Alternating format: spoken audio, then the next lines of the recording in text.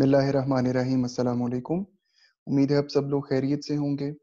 आज का हमारा टॉपिक ऑर्डर 37 ऑफ सीपीसी से रिलेटेड है, जो कि बात करता है recovery of money on the basis of negotiable instruments.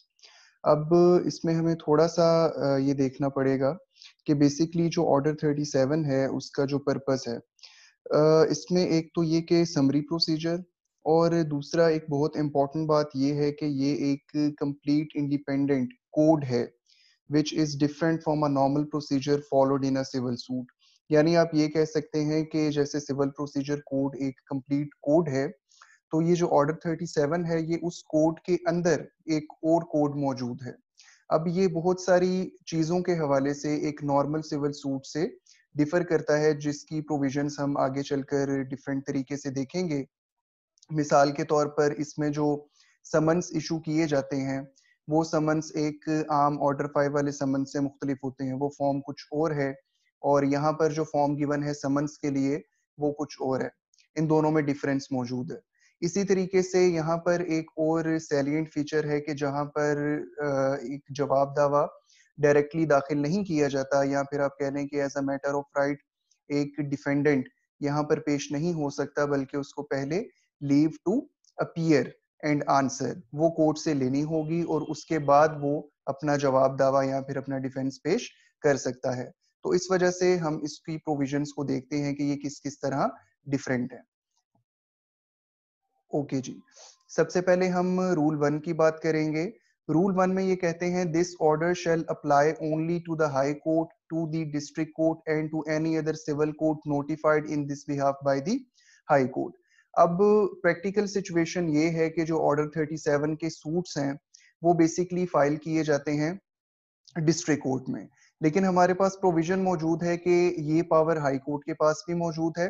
High court खुद भी ऑर्डर 37 के सूट्स को एंटरटेन कर सकती है, और इसके अलावा अगर कोई नोटिफिकेशन जारी हो जाता है कि भाई सिविल कोर्ट भी इसको सुन सकती है, तो उस सिचुएशन में सिविल कोर्ट भी ऑर्डर 37 के सूट को एंटरटेन कर सकेगी।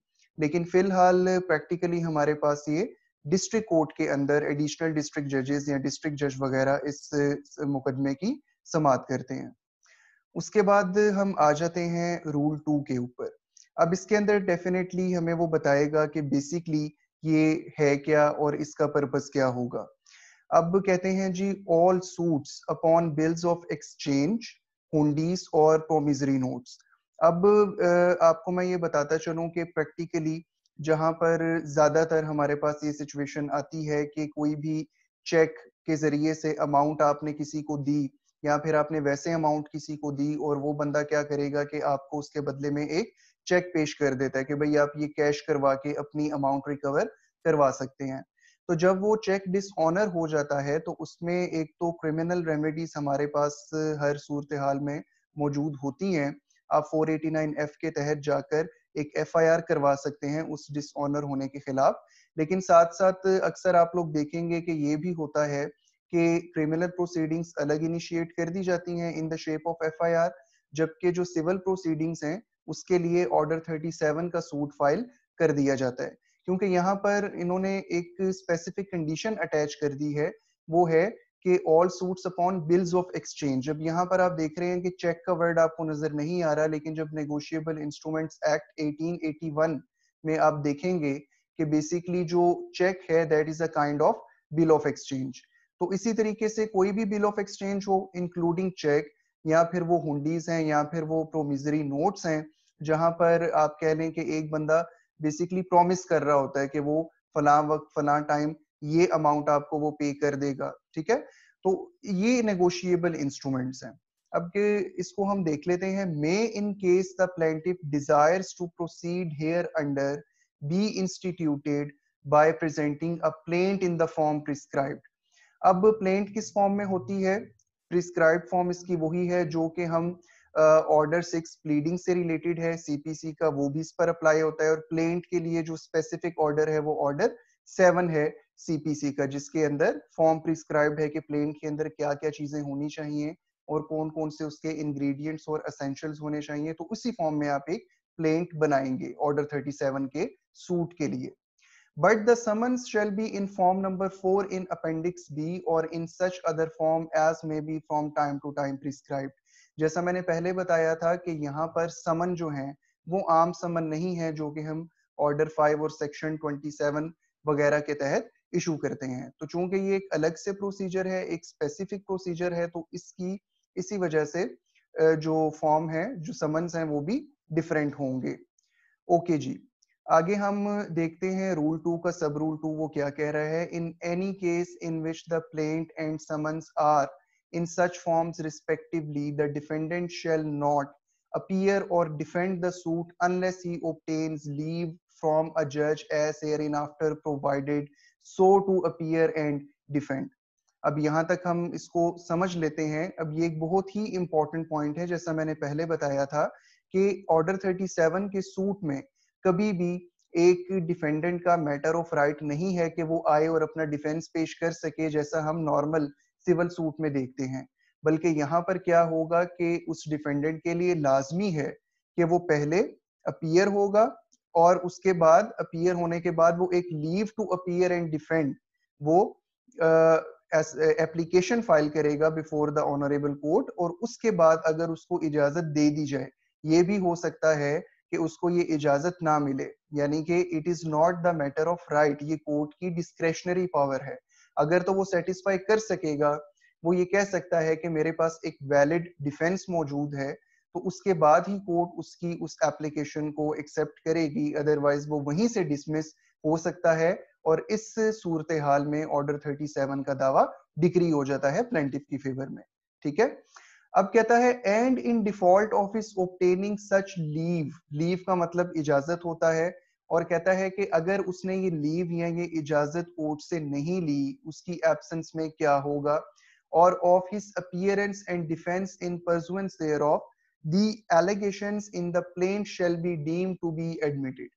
अब अगर उसने आकर कोर्ट से इजाजत नहीं ली, लीव टू अपीयर और डिफेंड उसने फाइल नहीं की, तो इसका मतलब होगा कि उसने वो सारे के सारे एलिगेशंस एडमिट कर लिए हैं, उसने मान लिया कि जो भी लिखा हुआ प्लेंट में वो बिल्कुल दुरुस्त है।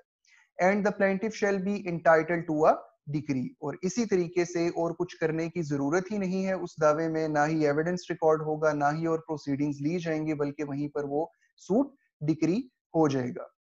अब इसमें अब देखते हैं कि किस किस तरीके से सूट डिक्री होगा और उसके अंदर क्या चीजें शामिल होंगी।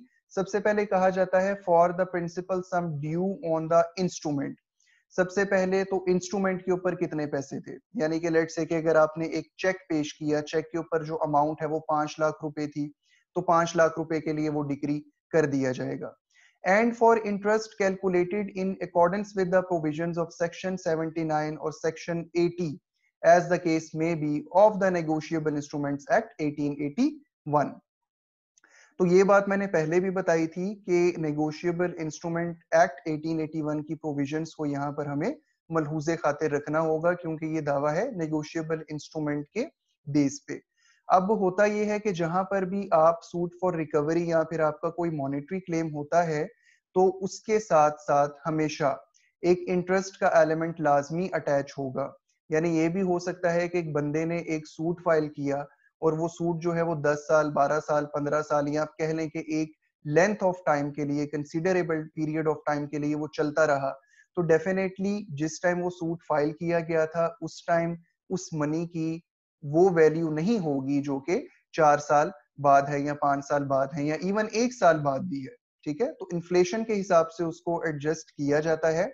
हमारे पास सीपीसी में भी इंटरेस्ट की प्रोविजन मौजूद है सेक्शन 34 की सूरत में, और इसी तरीके से 79 एंड 80। अब 79 और 80 में ये कहा गया है कि जहां पर अगर तो पहले से एग्रीड अपॉन होगा कि भाई 1 साल के बाद कोई डिस्प्यूट आता है या कोई भी डिस्प्यूट आएगा, तो अगर कोई इसमें सूट फाइल होता है या फिर अगर एक बंदा किसी दूसरे को पैसे जब वापस करेगा फना फना सच सच डेट पे, तो इतना उसके साथ वो इंटरेस्ट पे करने का पाबंद है। तो फिर जितना उनके दरमियान एग्रीमेंट है या जितना उस इंस्ट्रूमेंट के ऊपर लिखा गया है, या फिर जैसे आप देख सकते हैं सम मेंशन्ड इन द समन्स, ठीक है, तो उस समन के ऊपर भी, क्योंकि ये स्पेसिफाइड समन है, समन के ऊपर भी हमने वो अमाउंट मेंशन करना है। तो आप एक तो ये चीज हो जाएगी कि आप इंटरेस्ट कैलकुलेट करेंगे, और इंटरेस्ट किस चीज के ऊपर कैलकुलेट करेंगे, for the sum mentioned in the summons, या फिर आप क्या कहेंगे, इंस्टीट्यूशन ऑफ द सूट। ठीक है, तो जितना भी आपके से एग्रीमेंट हुआ पार्टीज के दरमियान, या फिर आपने जो भी समन के ऊपर वो मेंशन किया हुआ है, उस हिसाब से उसको इंटरेस्ट चार्ज किया जाएगा। और अगर तो इंटरेस्ट की कोई वैल्यू प्री डिटर्मिंड नहीं है पार्टीज के दरमियान, तो सेक्शन 80 के मुताबिक आप क्या करेंगे, 80 of negotiable instrument 6% per annum के हिसाब से इंटरेस्ट चार्ज किया जाएगा। तो ये हमारे पास एक रूल की सूरत में आ जाता है कि जहां पर भी इंटरेस्ट की जो वैल्यू है वो मेंशन्ड नहीं है, वो एग्रीड अपॉन नहीं है, तो वहां पर 6% पर एनम, एक साल के बाद अगर ये पैसे मिलते हैं लेने वाले को, तो 6% इंटरेस्ट के इजाफे के साथ उसको मिलने चाहिए। ठीक है, and for interest up to the date of the decree at the same rate or at such other rate as the court thinks fit. तो यानी अगर एक साल के बाद वो डिक्री होता है तो फिर क्या होगा, 6% पर एनम। और अगर वो 2 साल के बाद होता है तो फिर हम देखेंगे कि वो 6%, जो भी अमाउंट बनेगी 6% इंटरेस्ट लगाने के बाद, फिर उस अमाउंट के ऊपर अगेन 6% हम इंटरेस्ट अटैच कर देंगे। तो ये सिलसिला इसी तरीके से चलता रहेगा। तो इस तरीके से ये फिर डिक्री हो जाएगी। आगे चलते हैं, इसमें अब कहा जाता है कि for such subsequent interest if any, यानी कि वो जो बात हम अभी कर रहे थे उसी सिलसिले को आगे बढ़ाते हुए कि वो इंटरेस्ट तो एक चीज आ गई हमारे पास, अब उसमें ये भी हो सकता है कि for such subsequent interest if any as the court may order under section 34 of this code, जैसा मैंने पहले हवाला दिया कि ये भी कोर्ट की डिस्क्रेशनरी पावर है कि अगर तो वो एग्रीड अपॉन कोई इंटरेस्ट रेट था, अगर कोर्ट समझती है कि वो इंसाफ के तकाजों पर पूरा नहीं उतर रहा, तो फिर वो सब्सीक्वेंट इंटरेस्ट भी उसके साथ अटैच कर सकती है। उसके बाद कहते हैं for such sum for cost as may be prescribed provided that if the plaintiff claims more than such fixed sum for costs the cost shall be ascertained in the ordinary way. अब यहाँ पर एक और चीज हमारे पास आ गई कि हमने कॉस्ट के हवाले से भी कुछ प्रोविजंस, जैसा कि section 35 and 35A of CPC वो हमने पढ़ रखी है। तो यहाँ पर भी वो यही बात कर रहा है कि एक तो इंटरेस्ट आ जाएगा, और इंटरेस्ट के साथ साथ जो प्लेंटिफ है वो कॉस्ट भी मांग सकता है, या कोर्ट अगर खुद बेहतर समझे तो उसको वो कॉस्ट भी प्रोवाइड कर सकती है। ठीक है, provided that if the plaintiff claims more than such fixed sum for costs the cost shall be ascertained in the ordinary way. तो जो तरीकेकार हमने पढ़ा था 35 एंड 35A में, वही तरीकेकार इस्तेमाल करते हुए कोर्ट अपनी डिस्क्रेशनरी पावर्स को यूज करते हुए उस फिक्स्ड सम के अलावा उस प्लेंटिफ को कॉस्ट भी अवार्ड कर सकती है।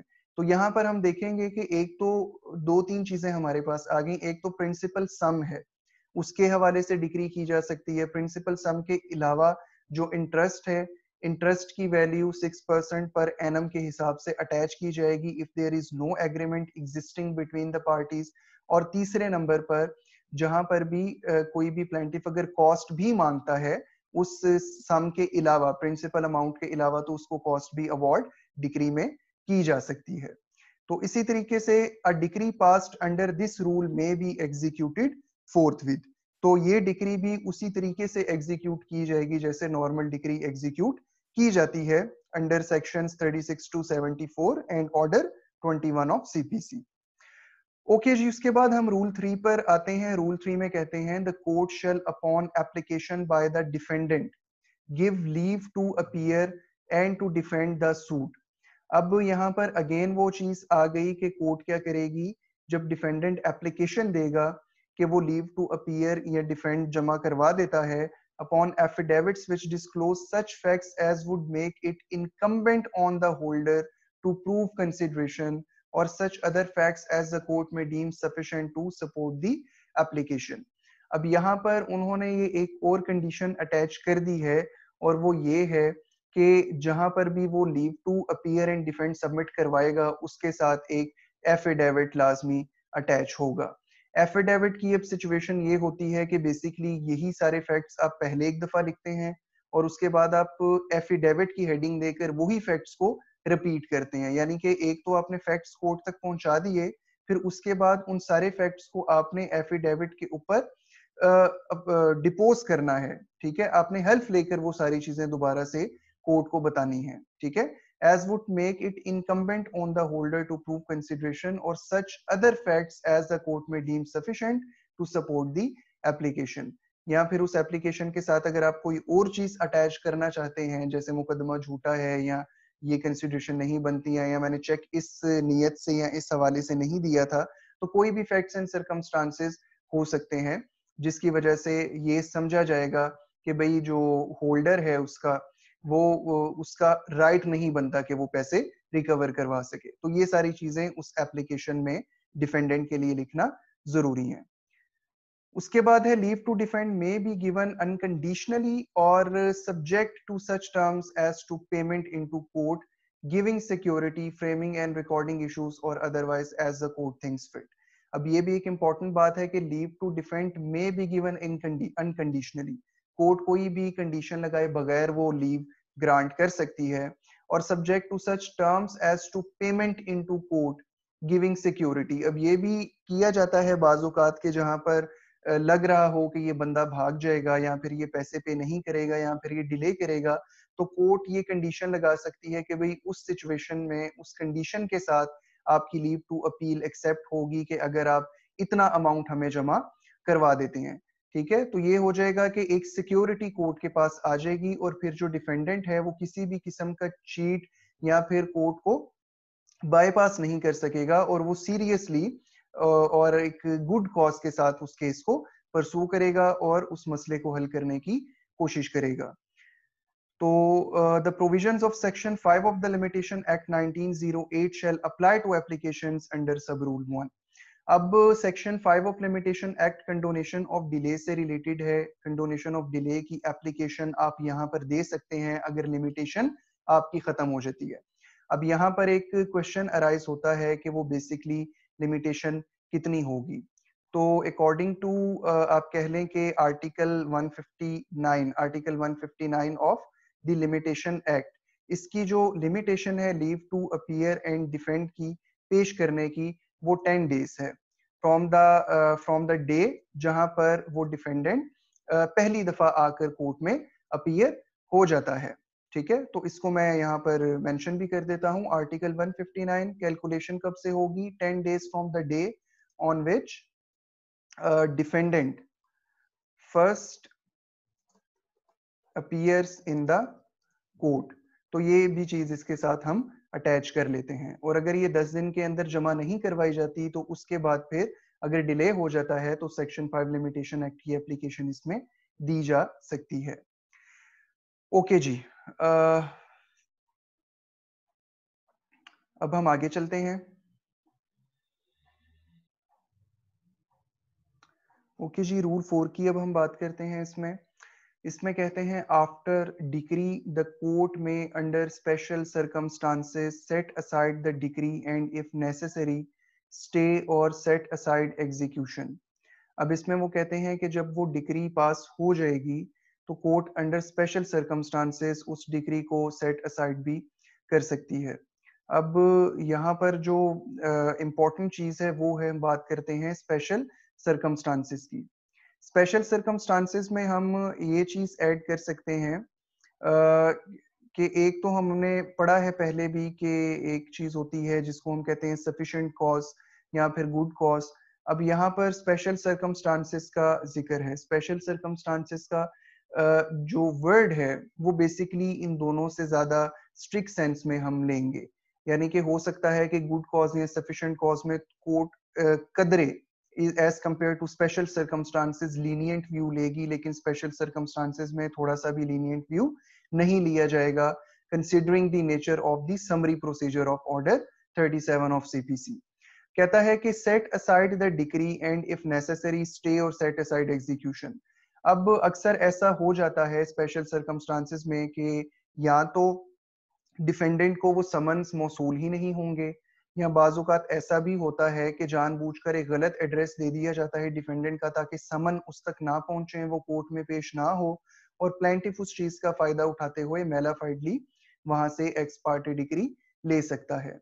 तो अगर इस तरह की कोई सिचुएशन आएगी तो ये हो सकता है कि कोर्ट फिर क्या करे, उस डिक्री को सेट असाइड कर दे। जैसे हमने ऑर्डर 9 की प्रोविजंस हमारे पास मौजूद हैं कि जहां पर एक्स पार्टी डिक्री अगर कोर्ट इशू कर देती है तो वहां पर सेटिंग असाइड एक्स पार्टी की एप्लीकेशन भी दी जा सकती है और इसके अलावा अपील भी फाइल की जा सकती है अंडर सेक्शन 96। तो यहाँ पर भी ये प्रोविजन भी अलग से है, क्योंकि हमने पहले कहा था कि ये पूरा एक कोड है, तो यहाँ पर ये हमारे पास प्रोविजन भी मौजूद है।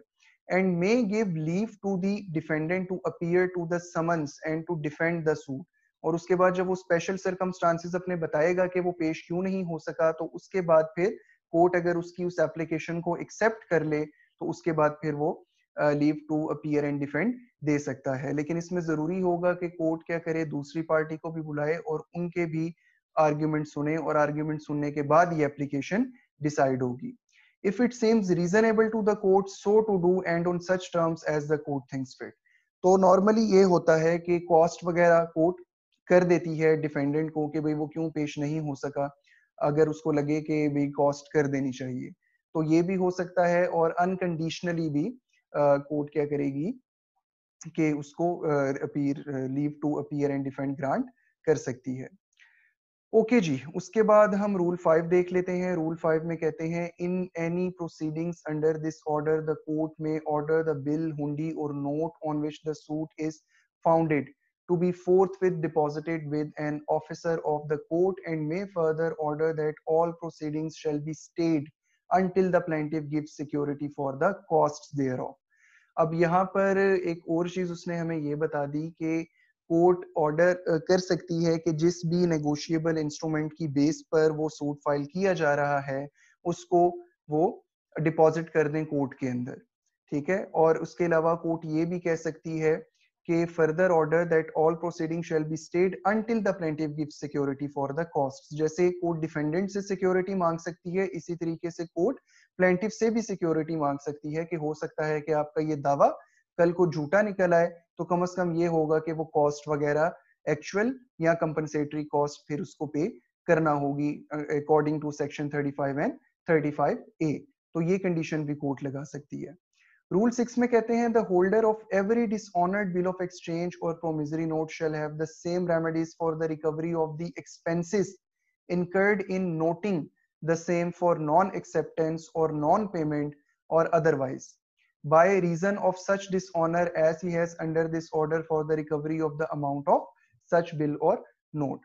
तो इस तरीके से यहाँ पर वो कह रहा है कि कोई भी जो होल्डर है बिल ऑफ एक्सचेंज का या प्रोमिसरी नोट का, वो अपनी कॉस्ट एक तो एक्चुअल और कंपनसेटरी वो सूट के तहत भी ले सकता है, और इसके अलावा अगर वो जो इंस्ट्रूमेंट उसके पास था उसको प्रेजेंट करने में अगर उसको कोई तकलीफ पेश आती है, जैसे इसने लिखा हुआ है कि नॉन एक्सेप्टेंस और नॉन पेमेंट, अगर नॉन एक्सेप्टेंस या नॉन पेमेंट के लिए उसको कुछ खर्च करना पड़ा या उसका कुछ एक्सपेंस आया या उसको नुकसान हुआ उस चीज से, तो वो भी वो उस सूट के अंडर रिकवर करवा सकता है। तो ये प्रोविजन भी मौजूद है। उसके बाद हम चलते हैं रूल 7 पर। Save as provided by this order, the procedure in suits hereunder shall be the same as the procedure in suits instituted in the ordinary manner।